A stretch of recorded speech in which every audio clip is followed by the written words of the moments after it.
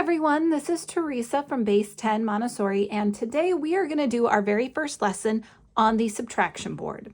Now we've already done the addition board, so if you haven't seen that first, go back and watch that because it will help make this lesson a lot more familiar. When it comes to the subtraction board, it's very similar to the addition lesson, but the mechanics of how we use the board is different.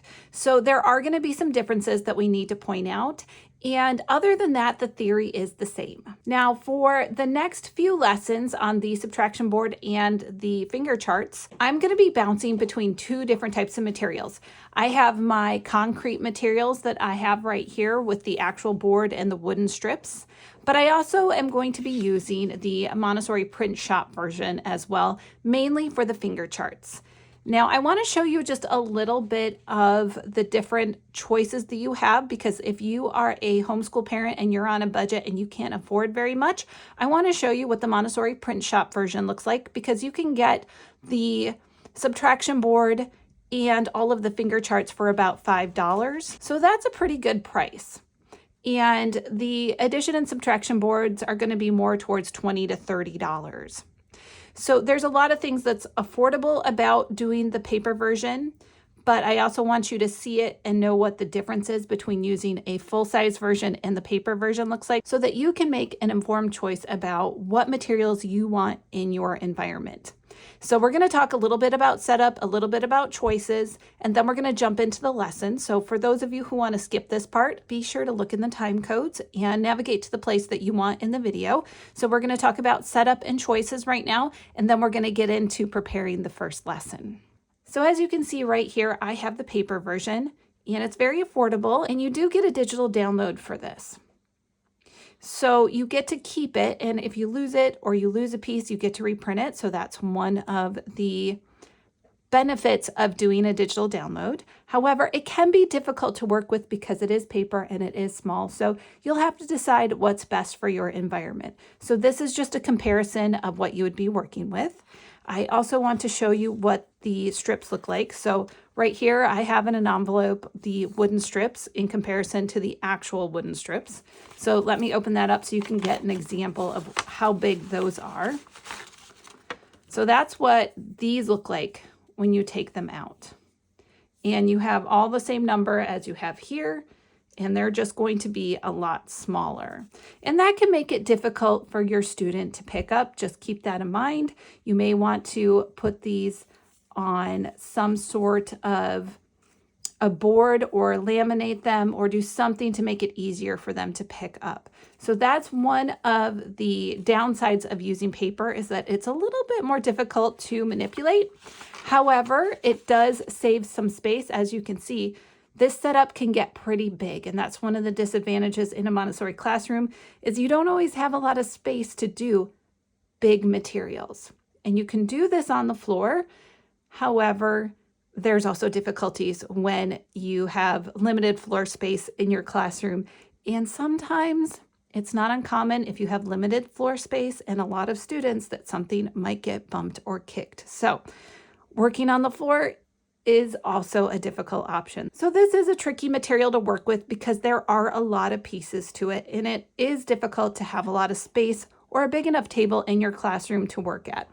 So there are some advantages and disadvantages to getting this paper copy, but if you do want this copy, I will put an affiliate link down below in the comment section for Montessori Print Shop. So if this is something you're interested in, I'll make sure to put it down below and you have access to that. Now down below in the comment section, I will also put an affiliate link to Amazon if you want to order some affordable versions of this. I have not worked with any of their materials, so I can't recommend any of it as something I've worked with, but I just want you to be aware of choices that are maybe a little more affordable than a Montessori vendor. When it comes to a Montessori outlet vendor, I tend to like Allison's more than Montessori Outlet.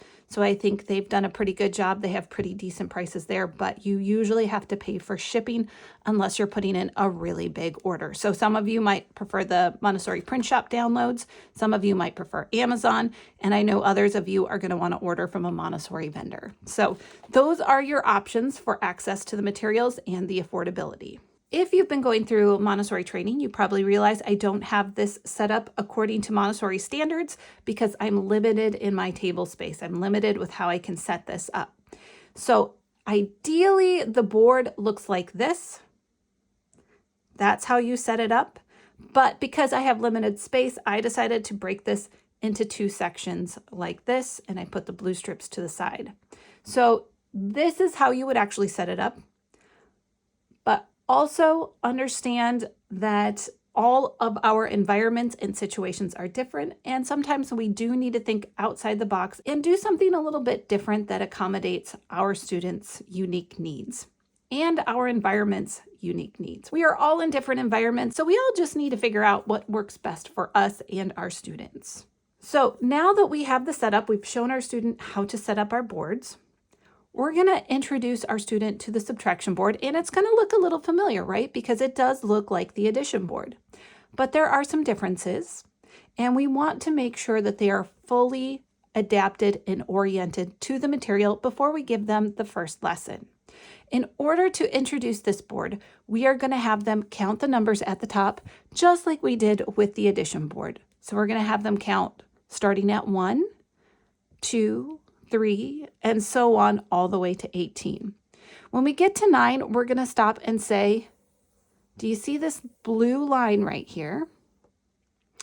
The blue line just shows us where the 9 is. And that's our limitation for this board. This is where our answer is going to be. We will never have an answer or the difference larger than 9. So this just shows us our limitations for the board. And it's really important in group 4 materials to make sure we are pointing out those limitations. Each lesson in group 4 materials demonstrates a limitation, and that's because we are working with the goal of the exploration and memorization of math facts. We're working on combinations of 10 in group 4, and we're memorizing those combinations. So there's a lot of that exploration going on. So that's what we're doing with this board.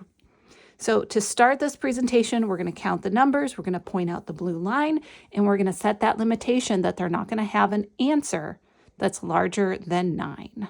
Now, when we are working with the subtraction board, there's a lot of lessons they've already had to get here. We've worked on the stamp game where we introduce the language of the operations. So we're going to be using that language in this lesson.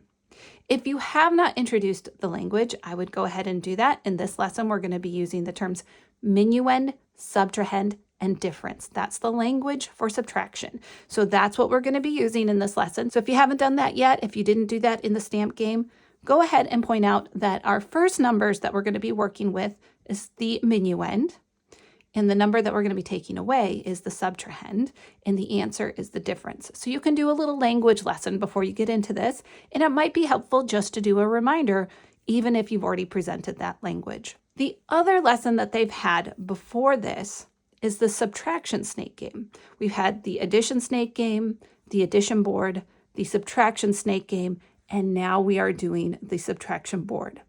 So now that we're here, we've had a lot of experience in combinations of 10 already. We've had experience with the language. And so now we're ready to present our first equation.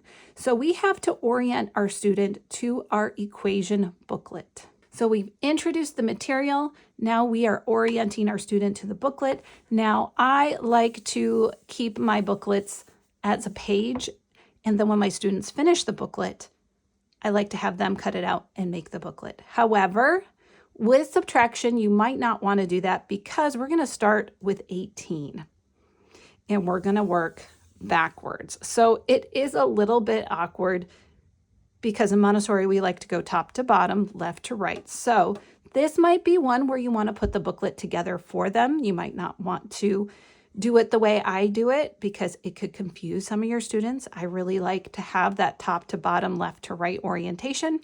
But for today, we are going to work with it on one page, and we're going to show them we have the table of 18, 17, 16, and we're going to keep going and show them all the tables. And this is a Montessori print shop booklet, so I just printed this out.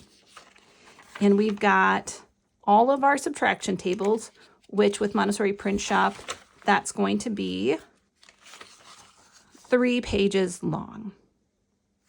And again, you can cut this out for your student and put it together as a booklet for them, or you can have them fill it out. And then when they're done and they've checked their work, then they can cut it out and make a booklet. It depends on if that is a reward for your student to make a booklet. It depends on if that's a motivating factor or not.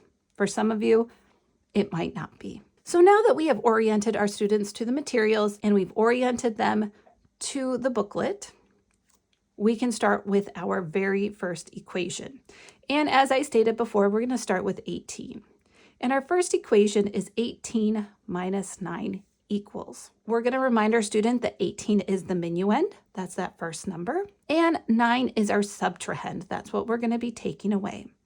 And then our answer is called the difference. So when we explain that we are going to do 18 minus 9, we're going to go back to our wooden strips and say, these wooden strips right here are what's going to help us to isolate and find the minuend. So our first number is 18. That's the minuend. And because it's 18, that's our last number, we don't need the wooden strips for this equation. But we do need the blue strips to help us find the subtrahend. So our subtrahend is 9. So we have 18 right here, and now we need to find 9. So this is our minuend at the top. Our subtrahend is 9.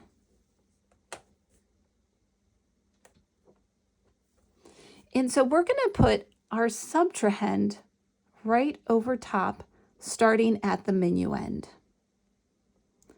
So that's going to help us find the difference or the answer.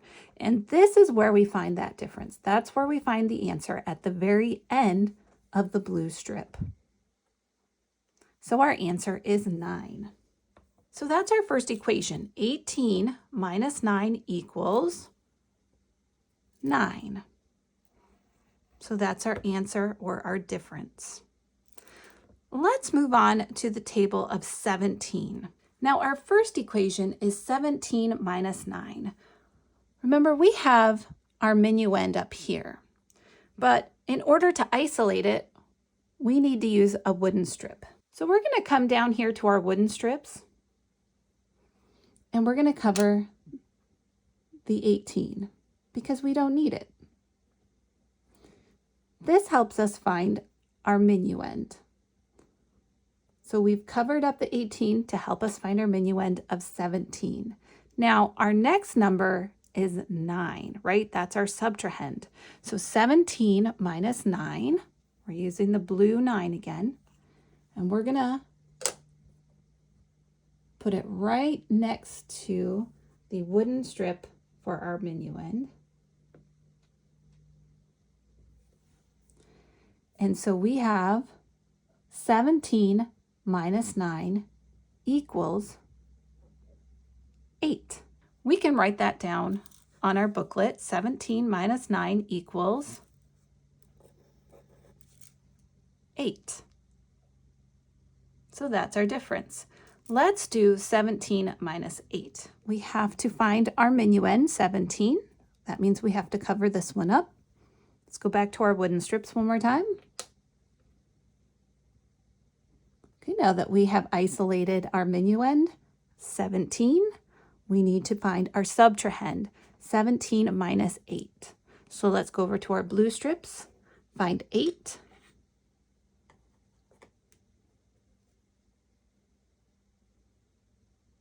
(17 minus 8) equals, and what's our answer? What's our difference?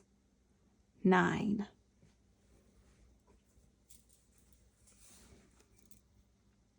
Let's write that down in our booklet. Let's do one more so you can see what 16 looks like. Let's do 16 minus 9. So what is our minuend? Our minuend is 16. We're going to isolate that by finding a wooden strip. There's the wooden strip that isolates 16, our minuend. And now we need to find the 9 again. 16 minus 9.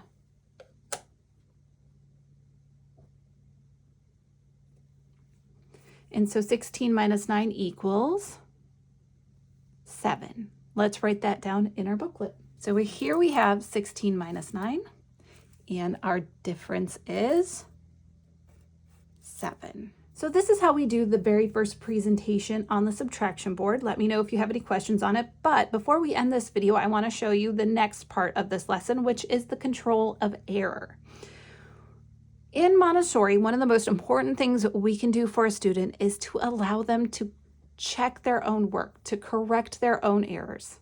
They are going to be more invested in their own education if they are responsible for correcting their own work. It's more meaningful for them. And in order to do this with the subtraction board, it's just like the addition board. We have a control of error chart. Now, if you were ordering from a Montessori vendor, this chart would look a bit different. It would look more like this. But I am using the Montessori print shop version, and you could cut this out and put it together to make it look like the official Montessori version. I printed it out on 2 sides of the same page. So that might be a little bit of a confusing thing for a young student. So you may want to cut this out and paste it onto paper or laminate it onto something in order for them to have a little bit easier time checking their work.